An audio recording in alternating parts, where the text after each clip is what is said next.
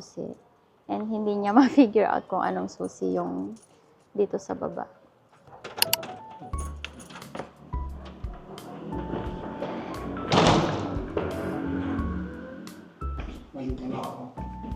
Bakit?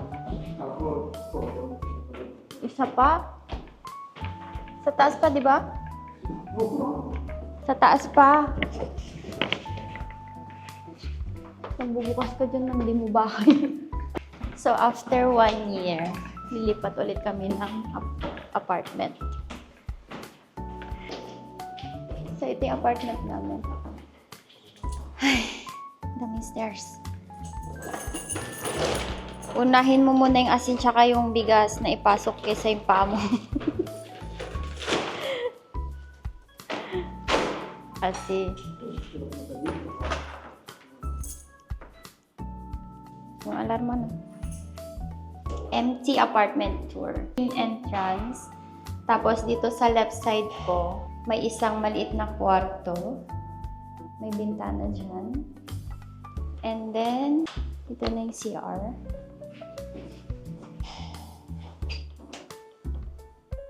Bes, walang ilaw? Sa CR, wala.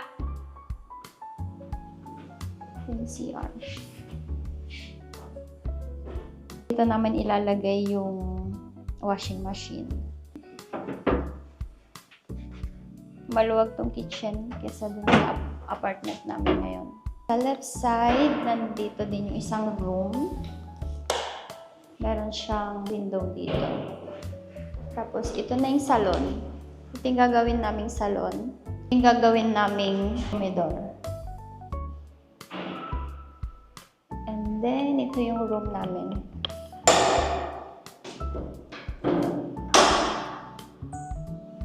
Ito yung view. Connected siya dito sa isang room kung saan yung gagawin naming comedor. Binisita namin to nung March and nagustuhan namin siya dahil malaki and madami siyang room. Excited na ako lumipat.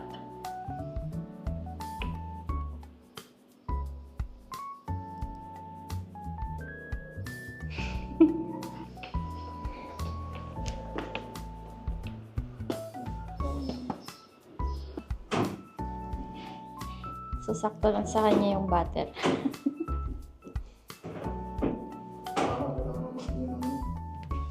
Ng labadora. Ay, hindi na ako marunong magbukas. Sige, basta. Yan. Sige, porsa. Ito muna. Ay, pwede. Pinapanig na. Hola, vecino! Hi guys! So, nandito na kami ngayon sa bagong apartment namin. Hinihintay na lang namin yung mga gamit namin kasi yung inarkila naming modans, breakfast sila dito lang sa baba. So, after almost 3 hours, nandito na lahat yung mga gamit namin. Naiakyat na nila. Current situation, ang dami naming kaha. Ito naman yung isang room namin. So, yan. Ang dami kong i-unbox. Ito naman yung isang room. Dito lahat yung mga gamit ko. Tapos, sa isang room naman, kay fiancé. Ito yung space niya. Hindi ko alam kung anong uunahin kong ayusin. Pero, magsisiesta muna kami dahil kahapon, alas 4 na ng madaling araw kami natulog. Tapos, nagising kami before 8 dahil mga 8:30 sila dumating. Hi guys! Nakaligo na kami. Konti na lang din yung mga boxes na kailangan namin i-unbox. Ito na lang yung kailangan namin i-unbox. Karamihan dyan mga damit ko.